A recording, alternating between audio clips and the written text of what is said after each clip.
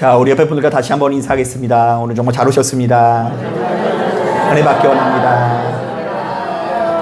예, 감사합니다. 자, 오늘은 이제 예배 드리기 전에 반가운 얼굴이 있는데요. 우리 윤현옥 집사님 이제 허리 다 나으셨대요.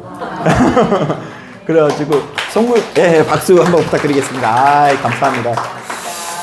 저분이 이렇게 건강하게 이렇게 오시는 것 자체가 이제 하나님의 참 은혜의 선물인 것 같은데요. 이제 계속해서 기도해 주시기를 부탁을 드립니다. 자, 우리는 지난 시간 예수께서 유대 사회의 정점에 있던 니고데모를 만나주시는 장면을 살펴보았는데요. 자, 예수께서는 시종일관 니고데모가 알아듣기 힘든 말들을 쏟아내시는 것을 살펴보았죠. 사람이 거듭나지 아니하면 하나님의 나라를 볼 수가 없다. 사람이 물과 성령으로 나지 아니하면 하나님의 나라에 들어갈 수 없다. 자, 그런데 오늘 본문을 보니까 예수께서는 이번에도 니고데모에게 너무나 난해한 말씀을 쏟아내시는데요. 자, 우리 다 같이 14절 말씀, 15절 말씀 함께 읽어보겠습니다. 시작. 모세가 광야에 있어 뱀을 든 것 같이 인자도 들려야 하리니 이는 그를 믿는 자마다 영생을 얻게 하려 하심이니라. 자, 이 말씀의 배경에는 민수기 21장이 있는데요. 자, 거기 보면 이스라엘 백성들이 하나님과 모세를 원망하자 하나님께서 불뱀을 보내셔서 이스라엘 백성들이 물려 죽게 되는 장면이 나옵니다. 자, 그러나 믿음의 사람 모세가 이스라엘 백성들을 위해서 기도할 때에 하나님께서 그에게 살 길을 알려주시는데요. 자, 노스로 만든 뱀을 장대 위에 걸어놓고는 그것을 쳐다보는 자들은 모조리 살게 될 거라고 말씀하십니다. 자, 어떻게 이런 일이 일어날 수 있을까? 자, 물론 오늘날 이 시대를 살아가는 우리들은 바로 이 사건을 도무지 이해하기 어려울 수 있습니다. 자, 아니 하나님께서 직접 고쳐주신 것도 아니고요. 무엇을 쳐다보라고 말씀하시죠? 예, 노스로 만든 뱀을 쳐다보고 그리고 그것을 통해서 낫는다라는 이 구조 자체가 선뜻 이해가 가지 않는 것이 사실이죠. 자, 그래서 무수히 많은 사람들이 이 본문을 설명하기 위해서 아주 다양한 주장을 쏟아내곤 했는데요. 자, 제가 그 중에 이 몇 가지만 여러분들에게 소개를 해드리자면, 자, 먼저 일부 과학자들은 본문에 나와 있는 이스라엘 백성들에게 고통을 준 진짜 원인이 메다니 충이었을 거라고 추측하곤 합니다. 자, 이 메다니 충은 이 살갗 속을 파고들어 심각한 질병을 일으키는 기다란 기생충인데요. 자, 이 기생충을 얼핏 보면 작은 뱀과 같은 모양이었다고 합니다. 자, 그런데 당시만 하더라도 이 벌레를 잡기 위해서는 막대기에 살살 감아서 제거해야 했는데요. 장대 위에 걸린 노뱀이 사람들에게 이것을 알려주는 치료법을 알려주는 시청각 교재였다라고 주장을 하곤 합니다. 기발하죠. 실제로 이 고고학적 유물을 보면은요, 이제 장대가 있으면 뱀이 돌돌 말려 있어요. 그런데 그게 이제 메다니충을 돌돌 감는 거랑 이제 비슷하다고 해서 그렇게 추측을 하곤 합니다. 자, 그런가 하면 두 번째로 일부 학자들은 이 본문에 나와 있는 바로 이 행위를 이렇게 해석합니다. 자, 불뱀에 물린 이스라엘은 누워서 이제 장대에 걸린 노뱀을 바라보지 않습니까? 자, 그런데 바로 그 광경을 실제로 어떤 학자가 따라해 보았더니 하늘의 크기에 비해서 불뱀이 너무나 작고 초라하게 느껴지더래요. 자, 하늘은 끝없이 넓고 광활한데 불뱀은 겨우 점과 같이 느껴지지 않습니까? 자, 그러니까 이것은 불뱀은 참 무섭고 두려운 존재지만 하나님께서는 바로 이 불뱀과는 비교할 수 없을 정도로 더 크고 광대한 분이시니 그분을 바라보라는 의미가 담겨 있다라고 해석을 하더라고요. 어때요? 이것도 기발하죠? 자, 그런데 이 모든 것들이 그럴듯한 해석이긴 하지만 그저 추측일 뿐이고요. 확실하지는 않습니다. 자, 그렇다면 오늘날 우리들은 이 민수기 21장에 나오는 노뱀 사건을 도대체 어떻게 해석을 해야 될까? 자, 제가 늘상 이야기하지만 성경은 이 성경을 통해서 해석하는 것이 가장 좋은 방법인데요. 자, 먼저 이 열왕기하 18장을 보면 이런 내용이 나옵니다. 자, 수백 년 뒤에 후대의 이스라엘 백성들이 본문에 나와 있는 이 노뱀을 우상처럼 섬기기 시작합니다. 자, 그들은 산당이라는 곳에 가서 예배를 드리곤 했는데 바로 그 산당 안에 모세가 만들어 놓은 뭐가 있었을까요? 놋뱀을 가져다 놓고 그것을 향해서 분향을 하게 됩니다. 자, 특히 몸이 어딘가 아프거나 질병에 시달리는 사람들은 민수기에 나와 있는 치유의 역사가 자신에게 나타나기를 바라면서 바로 이 놋뱀을 향해서 간절히 기도했다고 합니다.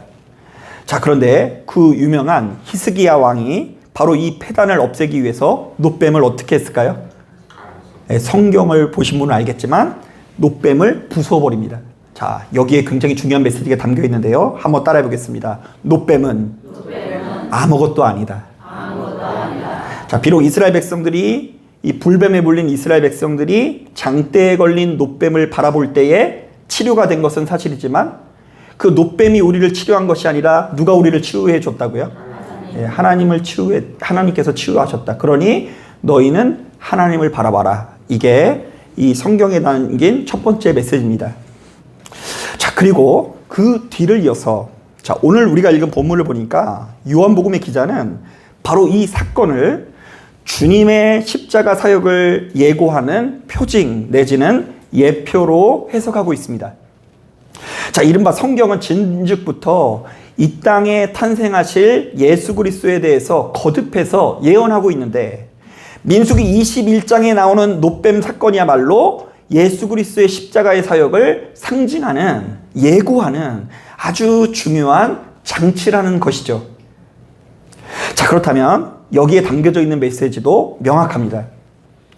불뱀에게 물린 자들이 놋뱀을 보고 살아났듯이 십자가에 달린 누구를 바라볼 때에 십자가에 달린 예수를 바라보는 자들은 영생을 얻는다.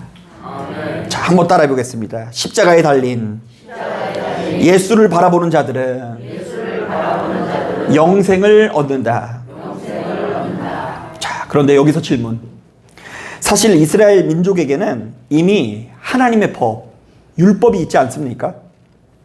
자, 그리고 그들에게는 조상에게서부터 내려온 믿음의 전통이라는 것이 있습니다. 가령 그들이 생명처럼 여기던 예루살렘 성전만 하더라도 다른 우상에게 제사를 드리는 곳이 아니라 누구한테 제사를 드리는 곳이에요? 하나님께 제사를 이미 드리고 있어요. 자, 그런데 하나님께서는 굳이 왜 누구보다 열심히 하나님을 섬기고 있는 이스라엘 백성들에게 예수 그리스도를 보내신 것일까? 그리고 바로 그 예수께서 짊어지신 십자가를 바라볼 때에 영원한 생명을 누릴 수 있다라고 말씀하시는 것일까요? 자, 16절부터 17절을 보니까 예수께서는 그것을 이렇게 설명하십니다. 우리 다 같이 16절, 17절 함께 읽어보겠습니다. 시작. 하나님이 세상을 이처럼 사랑하사 독생자를 주셨으니 이는 그를 믿는 자마다 멸망하지 않고 영생을 얻게 하려 하심이라. 하나님이 그 아들을 세상에 보내신 것은 세상을 심판하려 하심이 아니요 그로 말미암아 세상이 구원을 받게 하려 하심이라. 자, 바로 이 말씀은 성경 전체를 요약한다고 해서 많은 믿음의 사람들이 제일 먼저 필수적으로 암송하는 이 구절이기도 한데요. 자, 이 말씀은 예수 그리스도의 십자가야 사역이야말로 하나님께서 어떤 분이시고 그분께서 우리에게 무엇을 원하시는지를 제대로 알게 한다라고 증언합니다. 이른바 하나님께서는 자비와 사랑이 많으사 누군가가 심판을 받는 것을 원하시지 아니하시고 구원을 받기를 원하시는 분이라는 이야기입니다. 자, 그런데 저는 예수께서 바로 이 말씀을 하필이면 유대 사회의 정점에 있는 니고데모에게 하셨다라는 것이 중요하다고 보는데요. 자, 제가 지난 시간 말씀드린 것처럼 이 니고데모는 사내들인 의회에 소속된 유대인들의 지도자로서 이스라엘이 로마 제국을 무찌르고 세계 최고의 강대국이 되는 것을 꿈꾸는 자 아닙니까? 자, 그렇다면 그는 필연적으로 강력한 힘에 대한 욕구를 가질 수밖에 없고요. 또한 하나님께서 로마 제국을 심판해 주실 것을 기다리는 사람이었다고 볼 수 있어요. 이른바 하나님께서 이스라엘을 아끼고 사랑하사 그들을 살리기 위해서 다른 여타의 민족을 심판해 주실 날이 속히 오기를 기대했다라는 것이죠.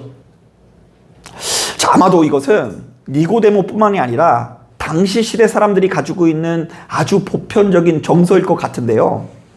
자, 실제로 나중에 로마 총독 빌라도가 유월절의 전례에 따라 예수를 풀어주려고 하니까 무수히 많은 군중들이 예수가 아니라 도적 바라바라는 사람을 풀어달라고 요구를 합니다.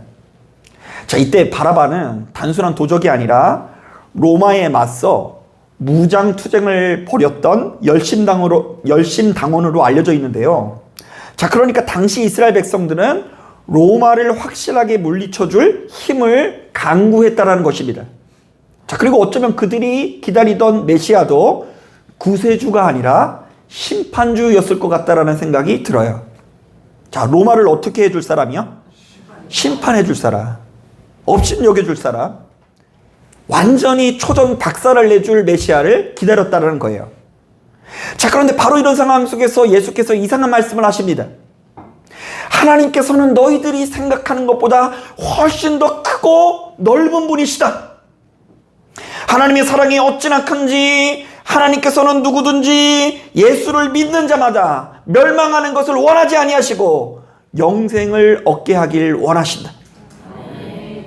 분명히 말하지만 하나님께서 이 땅에 예수를 보내신 이유는 이 세상에 있는 누구든 간에 심판하기 위해서 오신 것이 아니라 이 세상을 구원하기 위해서 오셨다. 여러분, 생각하기에 따라서는 바로 이거 굉장히 기분 나쁜 이야기일 수 있는데요. 왜냐하면 하나님께서 나만 사랑하는 것이 아니라 누굴 사랑한다고요? 내가 어떻게 하는 사람?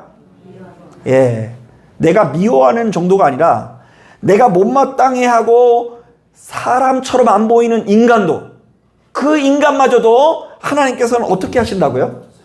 사랑하신다라는 이야기이기 때문에 기분 나쁜 이야기였을 거예요. 니고데모 입장에서는 그렇죠. 자, 말씀을 준비하다가 문득 생각나는 이야기가 있는데요. 자, 제가 여러분들에게 몇 차례 말씀을 드렸는데 한 목사님 부부가 시골 교회에 부임해서 열심히 사역을 하는 중에 사모님께서 큰 시험에 들었다고 합니다. 자, 왜냐하면 여러분, 시골에 사시는 권사님, 집사님들은요, 교회에 들리기 전에 항상 어디에 들리는 줄 아세요? 사택에 들립니다. 특히 이제 그 교회는 그 교회 건물에 문이 두 개가 있어서 앞에 문은 교회고 뒤에 문은 사택이에요. 하나가 이렇게 벽이 쳐져 있어가지고 이쪽에서 쭉 하면 저쪽에서 자다가 깨게 생겼어요.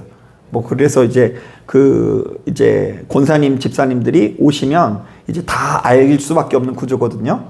그런데 시골에 사시는 권사님, 집사님께서 교회에 들리는 길에 그 옆에 있는 사택에 오셔서 오만 가지 잔소리를 목사님에게 털어놓을까요? 사모님에게 털어놓을까요?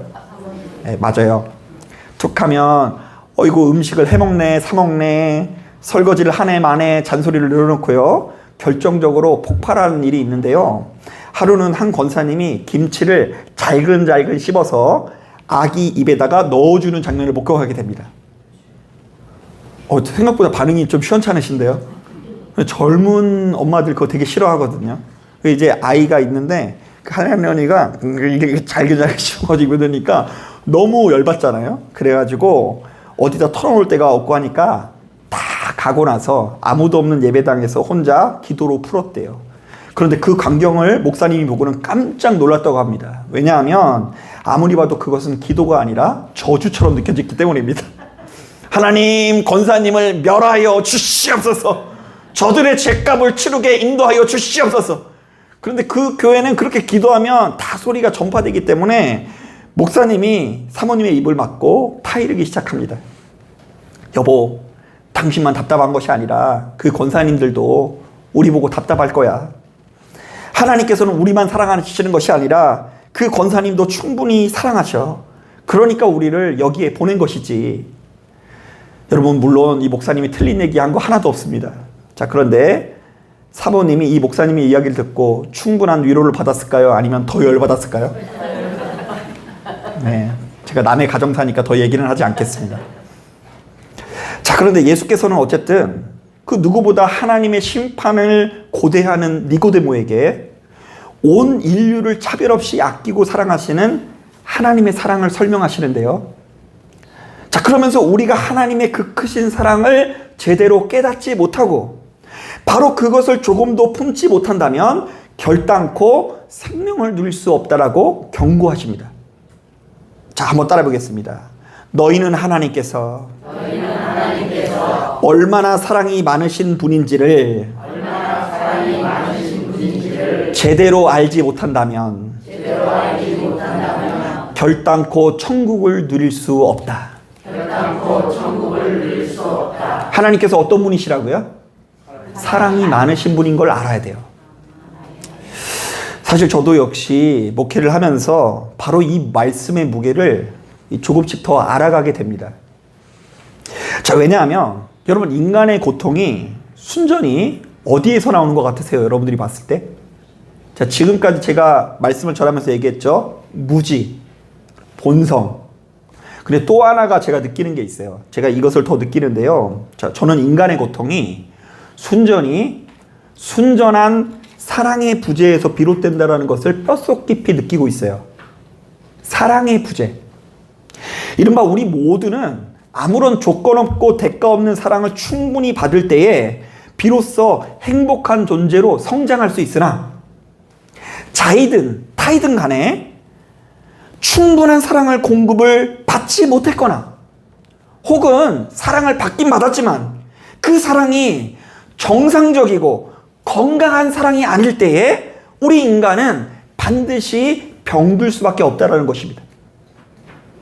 인간이 아픈 이유, 병든 이유, 힘겨운 이유 다 사랑 때문이에요. 실제로 생각보다 많은 성도들이 다른 것이 지옥이 아니라 충분한 사랑이 부재한 곳을 지옥처럼 느끼는 경우가 참 많이 있습니다. 자, 예를 들면 따뜻한 사랑의 관계를 맺지 못한 부부 관계가 지옥일 수 있습니다. 돈을 못 버는 게 지옥이 아니에요.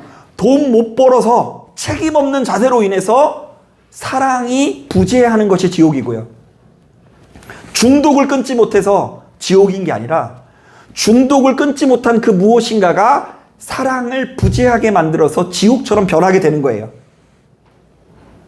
자, 그래서 바로 그 사랑 없는 곳에서부터 숨을 쉬기 어려울 정도의 고통이 찾아올 수 있고요.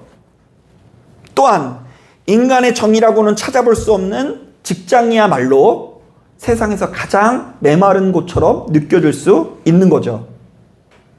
자, 바로 이런 차원에서 우리들은 본능적으로 조금이라도 더 온기가 있는 곳에 우리들의 머리를 두려고 하는데요. 자, 예를 들면 대다수의 사람들이 직장 동료들과 어울리는 것보다 누구랑 어울리는 걸 더 좋아할까요? 그래도 온기가 있는 따뜻한 가족들이랑 어울리는 걸 좋아하죠.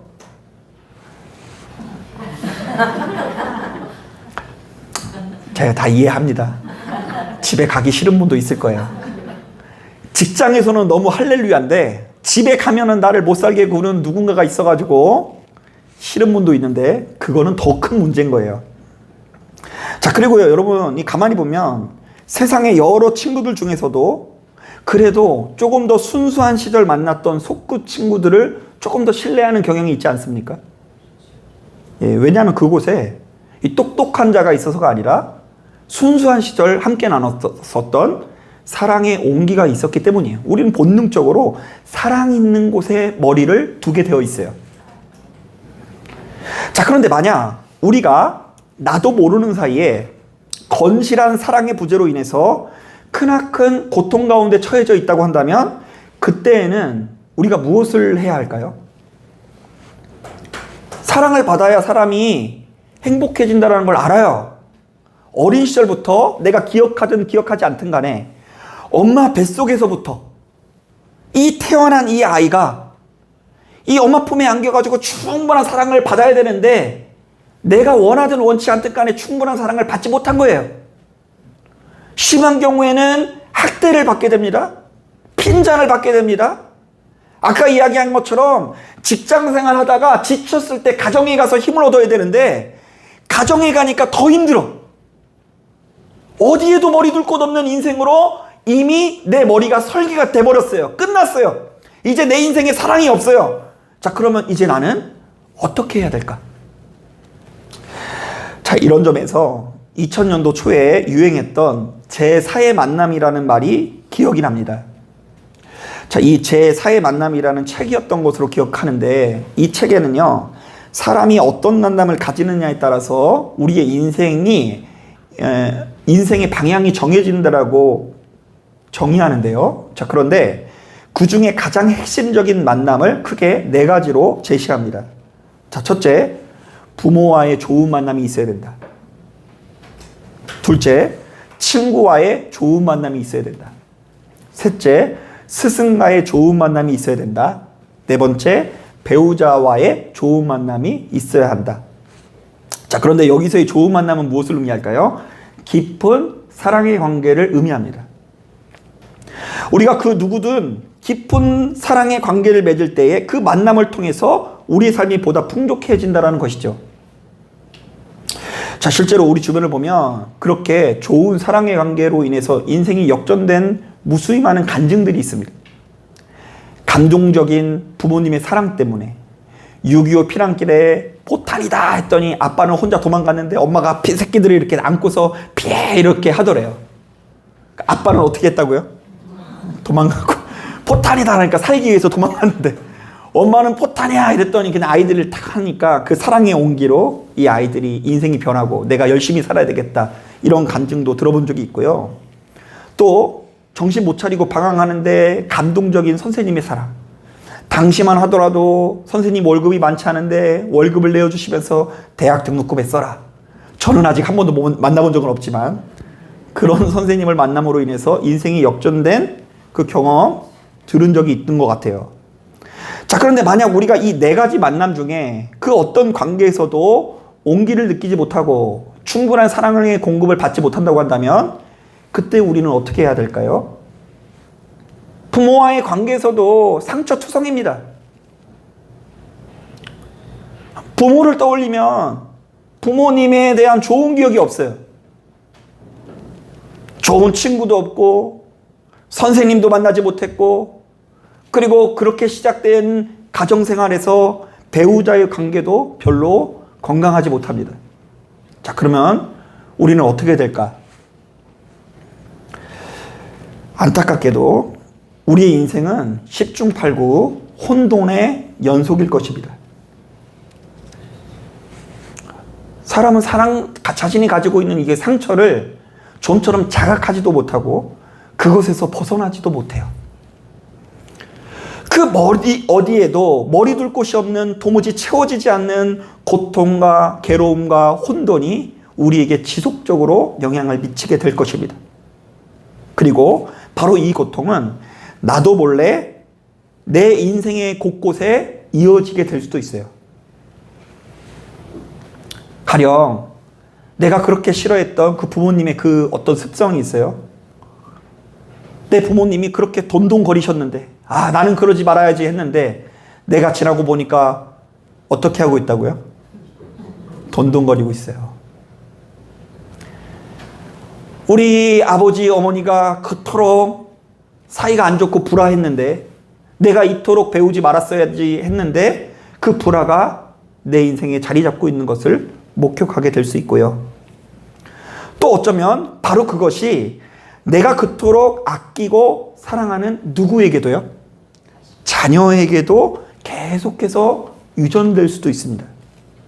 그래서 저는 조상 대대로 내려오는 저주 이런 것은 믿지 않지만 조상 대대로 내려오는 습성과 태도는 좀 인정하는 편이에요. 못 끊는 거, 부모 때 못 끊는 거, 자식 때 못 끊는 게 엄청 많아요. 부모의 인생을 자녀가 고스란히 반복하는 경우가 굉장히 많습니다.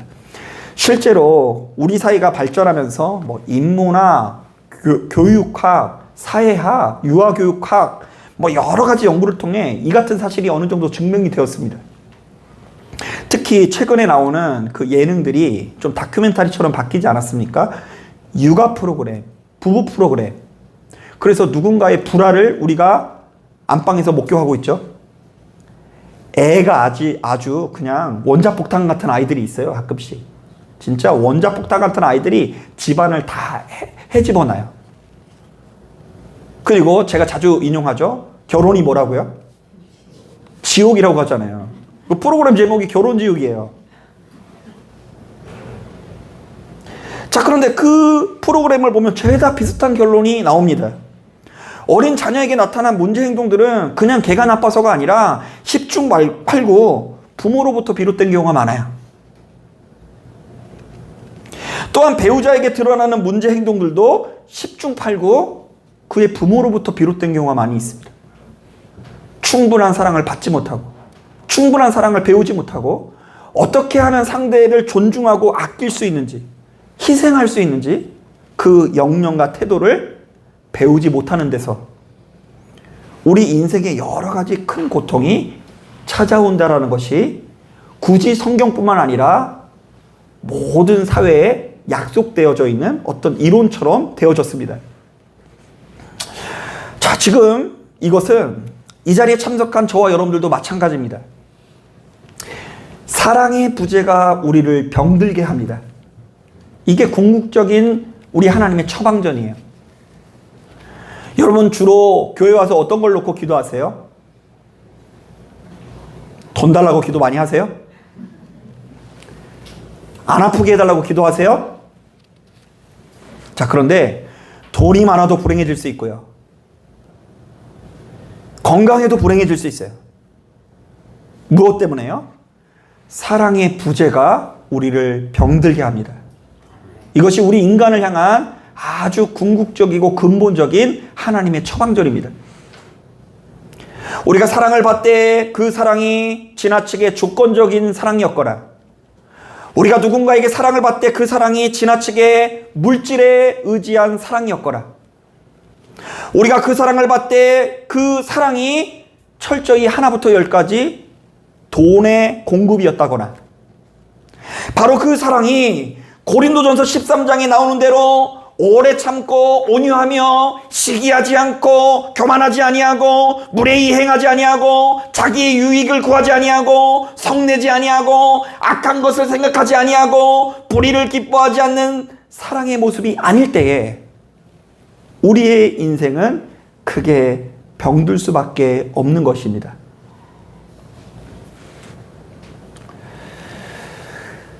제가 유튜브에서 한 교육학자가 나오는 이야기를 듣고 소스라치게 놀랐는데요. 그 교육학자가 자기가 상담하는 1000명의 어린이들을 향해서, 그리고 비교적 어린아이들이에요. 3학년 미만의 어린아이들을 향해서 이렇게 상담을 할 때마다 질문을 했는데요. 너는 엄마 아빠한테 바라는 게 뭐야? 라는 질문을 했대요. 자, 그랬더니 여러분 생각할 때 어떤 질문을 어떤 대답을 할 것 같아요? 저는 이런 거 상상했거든요. 우리 엄마 아빠가 시간을 내서 나랑 충분히 놀아줬으면 좋겠어요. 이런 얘기를 할 줄 알았어요. 뭐 우리 애들도 맨날 저한테 놀아달라고 하니까 애들이 뭐 그런 거를 요구하겠지. 자, 그런데 아이들이 전혀 의외의 답변을 했다고 하는데요. 엄마 아빠가 항상 행복한 미소를 보였으면 좋겠어요. 자, 여러분 혹시 이런 얘기 들어보셨어요? 자녀는 부모의 뒷모습을 보고 자란다. 그러니까 내가 보이고 싶은 모습을 보고 자라는 게 아니라 내가 보이고 싶지 않는 모습, 슬픈 모습, 불행한 모습, 아픈 모습, 상한 모습, 괴로워하고 있는 모습을 고스란히 목격하면서 그것으로 그들의 뇌가 설계되는 경우가 많다라는 거예요. 자, 그렇다면 우리가 자신의 의도와 상관없이 그야말로 좋지 못한 죄악의 열매, 좋지 못한 삶의 열매를 거두고 있을 때 우리는 어디 가서 무엇을 해야 할까? 1번, 나에게 상처를 준 부모에게 찾아가서 그 부모를 개조한다.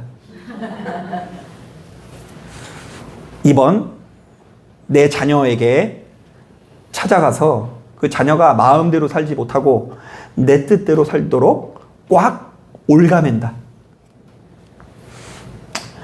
여러분 그렇게 하시는 분들 참 많이 있어요.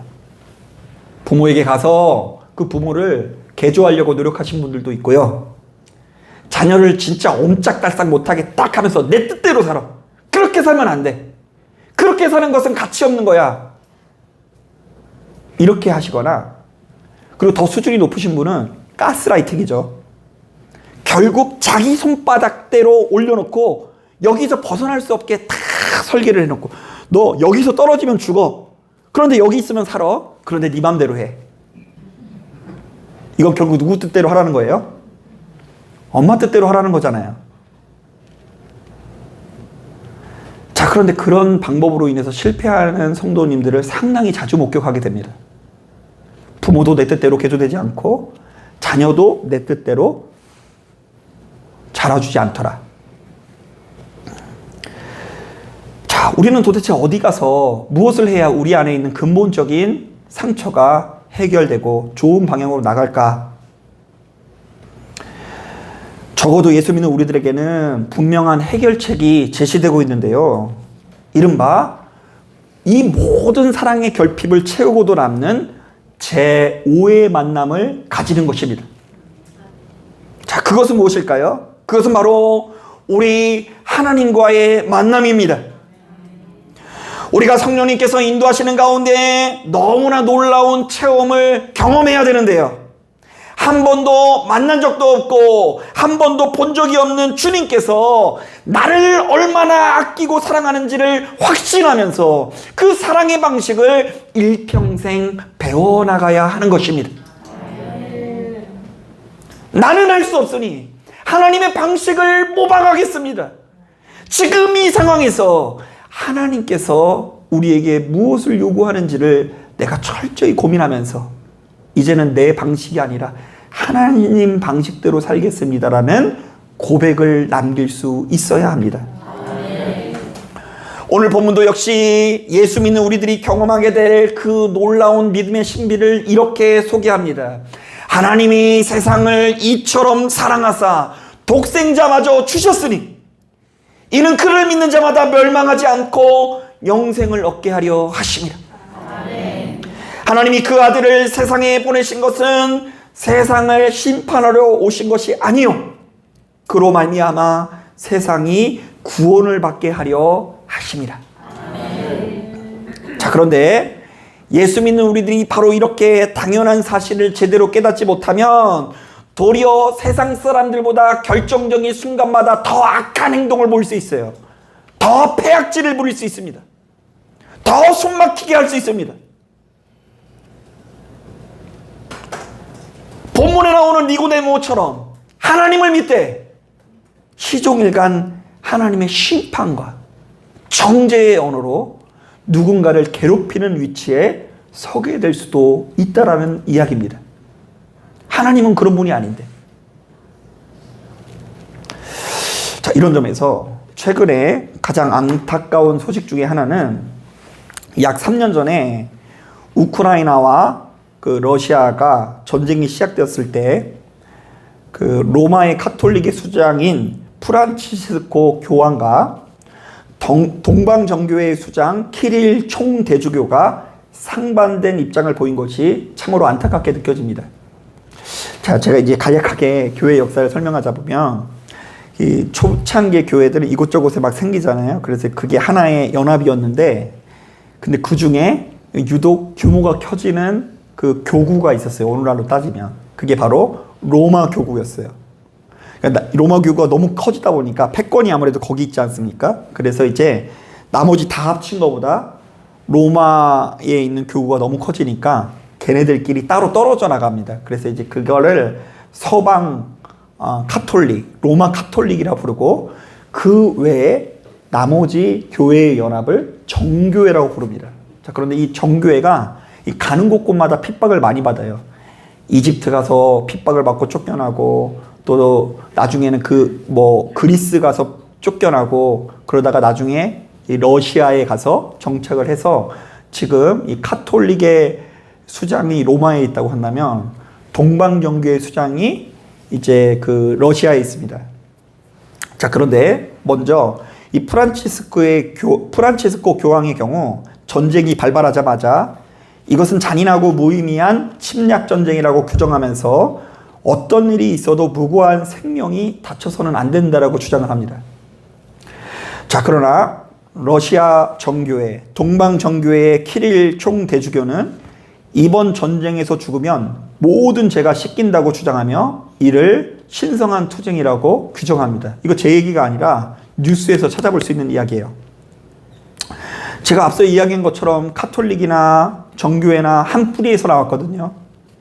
그들 모두 예수님의 제자를 통해서 세워진 교회를 섬기고 교부들의 가르침을 가르치면서 무수히 많은 신앙의 유산을 남겼습니다. 자, 그런데 수천 년이 지난 지금 어느 한 곳은 예수 그리스도의 이름으로 전쟁에 반대하고 또 어느 곳은 예수 그리스도의 이름으로 전쟁을 독려하는데요. 여러분, 이 같은 현상이 참으로 신기하지 않습니까? 자, 그렇다고 오해하지 마십시오. 저는 지금 두 단체가 어디가 옳다 그르다 말하는 것은 아닙니다. 그리고 러시아 정교회의 그 총수장의 입장도 이해가 가요. 그렇게 말 안 하면 박살날 것 같으니까 그렇게 얘기한 거겠죠. 다만 바로 이 같은 모습을 보면서 예수 믿는 우리들이 하나님께서 어떤 분이신지를 제대로 알지 못한다고 한다면 영생은커녕 세상 사람들보다 훨씬 더 폭력적이고 세상 사람들보다 훨씬 더 악한 길을 갈 수도 있다라는 이야기를 드리고 싶습니다. 이른바 예수 믿는 우리들은 늘상 십자가에 못 박힌 예수를 바라보면서 하나님께서 어떤 분이신지를 정립할 필요가 있다는 것입니다. 자, 그런데 신기한 것은 예수께서는 자신이 승천한 이후에 이 땅에 남겨질 사람들이, 이 땅에 남겨질 성도들이 어떤 선택을 할지를 이미 알고 계셨던 것 같아요. 자, 우리 예수님께서 과연 뭐라고 말씀하실까? 19절부터 21절을 보니까 그 내용이 별로 좋지 못한데요. 제가 앞에 보면 되게 쉬운 번역으로 옮겨왔거든요. 한번 읽어볼게요. 자, 우리 같이 한번 읽어보겠습니다. 시작. 너희가 처한 위기 상황은 이러하다.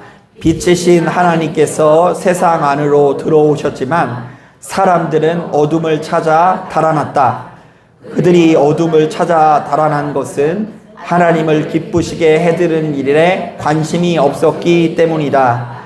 악행을 일삼고 부정과 망상에 사로잡힌 사람은 누구나 빛이신 하나님을 싫어해서 그 빛에 가까이 가려고 하지 않는다. 자기 행위가 드러날까 괴롭고 두렵기 때문이다. 자, 그러니까 쉽게 말하면 인간은 여전히 자신이 가지고 있는 본성대로 피차 물고 뜯다가 망하는 길로 갈 뿐이지 십자가에 달린 예수의 길로 간다 안 간다? 안 간다는 이야기예요. 그래서 자꾸 빛을 피하게 된대요. 빛으로 나가야 되는데 빛에 나가면 그 빛이 자신을 폭로하고 자신의 정체를 드러날까 봐 숨어서 자기가 어둠이 아닌 척하는 그런 지경에 이르른다고 우리에게 이야기하고 있어요. 자, 사랑하는 여러분, 이 말씀을 붙들고 우리 하나님께서 어떤 분이신지를 제대로 알길 원합니다. 네, 하나님께서는 사랑이 많으사 여러분들을 구원하길 원하세요. 그런데 비난당할까 봐, 하나님 앞에 한 대 맞을까 봐, 혹은 주변에 많은 사람들이 나를 조롱할까 봐 여러 가지 문제로 인해서 어둠 가운데 있을 때가 많은데 아무쪼록 날마다 십자가에 못 박힌 예수를 바라보면서 늘상 미움, 다툼, 시기, 질투에 빠지는 나의 악한 본성을 넘어 우리에게 참 사랑의 능력을 회복시키시는 빛과 진리의 길로 걸어가시는 저와 여러분들이 되기를 주님의 이름으로 축복합니다. 자, 기도하겠습니다.